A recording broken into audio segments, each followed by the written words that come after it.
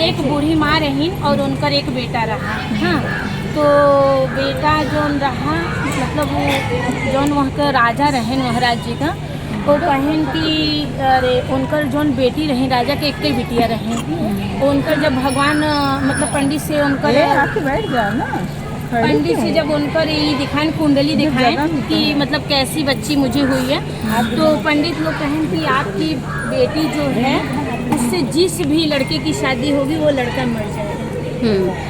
तो राजा को बड़ी चिंता भई कि मतलब हम अपन लड़की को ब्याह कहाँ करब, जे भी इनके साथ ही रहे वो ख़त्म हो जाए। लेकिन वो राजा रहे नगर का, तो सारे नगर में सब ढिंढोरा पिटवाएं कि एक एक दिन एक लड़का अपन सब हमारे घरे रानी के पास भेजे। एक दिन रानी के साथ हमारे बेटी के साथ सोए, और मतलब ये ज़बरदस्ती वाली बात हो गई। राजा रहे नो, तो राजा एक शासन लगाए थे, अब सब के घरे से मतलब एक दिन अपन बेटा भेजें, सब जितना बेटा भेजें सब बेटा मर जाए, उनके साथ रात की सोएं और ख़त्म हो जाए। तब एक दिन वो बूढ़ी माँ जौन रही वो जुतिया माता का बहुत मतलब पूजा करत रही, तब उनकरे बेटा का जब नंबर आई तब वो एक दिन जीमूत वाहन भगवान अपने उठा कर व्रत का प्रचार करे बिना नगर में आए रहें। तो जब बूढ़ी माँ अंदर जाए तो वो रोवे लगें, और बाहरे निकलें तो बेटा के बियाहे का गीत गावे लगें। तो वो बाबा सोचन कि ये औरत जात है अंदर तो रोवत है, और बाहर निकला था तो बेटा का विवाह गीत गावत है। तो फिर ओकरे बाद राजा मतलब जीमूत वाहन भगवान बोलेन, बाबा के ही रूप में आए रहे, तो बोलेन कि अम्मा तू जब अंदर जात हो तो तू रोवत हो, और बाहर आवत हो तो बेटा बियाहे के गीत गावत हो। तो कहन का बताई बड़ी परेशानी बाटे, का बताई? तो कहन कि अरे कहन का बात बा हमें बताओ। कहन तू का कैले बा? कहन नहीं हमें बताओ। तब कहन कि यह नगर का राजा ऐसे बोले हैं आज हमारे बेटा का नंबर बा, अब हमारे बेटा का हम एक दुख ही मनाई थे कि जब वो ख़त्म हो जाए तो हमारी हम अंदर जाई था रोई लगी था, और ये होता कि अगर हमारा बेटा वहाँ से बच के निकल आए तो रानी की बिटिया के साथ ब्याह हो जाए और धन संपदा सब मिले। ये हमारी बाहर आई के बेटा ब्याह गीत गाई। अच्छा कहें ठीक बाटे, तू चिंता जिन कर, तोहरे बेटा के जगह हम जाओ। और वो रात की एक मतलब उनके बेटा जैसन रूप बनाई के गए महल में।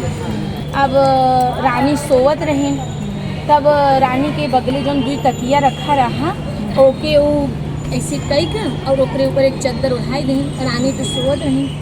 और अब जब वो दरवाजे के पीछे खड़ा हो गए, भाई वो तो भगवान ही रहे, और उनके नाक में से एक नागिन निकली, और वो सोचे कि ये इंसान है, ओके जैसे डसे तकिया रखे रहन हो और वैसे वो तलवार से मारे काट दें।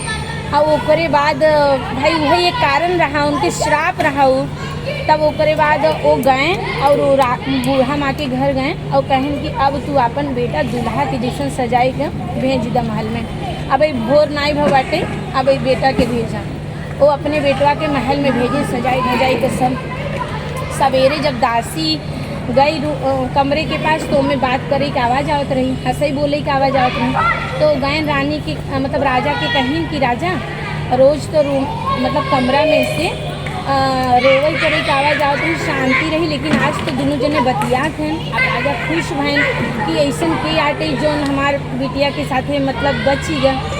तो जब राजा आए तो कहें कि भैया ऐसे कहा, और वो बाबा सारी बात बताए दे रहे हैं कि नागिन निकली रही, मार के ओके उन्हीं के खटिया के नीचे फेंक दे रहे हैं। तो कहें बताओ ये सब कैसे बताएं कि जब हम आए सोए तो एक नागिन निकली और ओके हमारे के बेड के नीचे भेजे फेंके हैं ऐसे कहकर। तब उनका तो भाई राजा की बहुत खुशी भाई, और वो सारा विवाह का तैयारी करे नहीं कि जे के बच जाए तो उसके साथ हम अपने रानी के हाँ अपने बेटी का ब्याह कर देवे और बहुत संपदा धन संपदा सब देवे।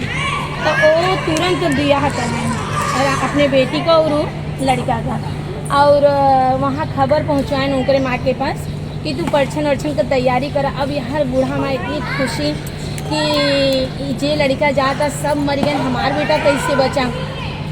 तब ओकरे बाद अरे वो दुल्हन उल्हन लेके आए धन संपदा के साथ हैं और बूढ़ा माँ मतलब मैं और वाली दोनों जाऊँ।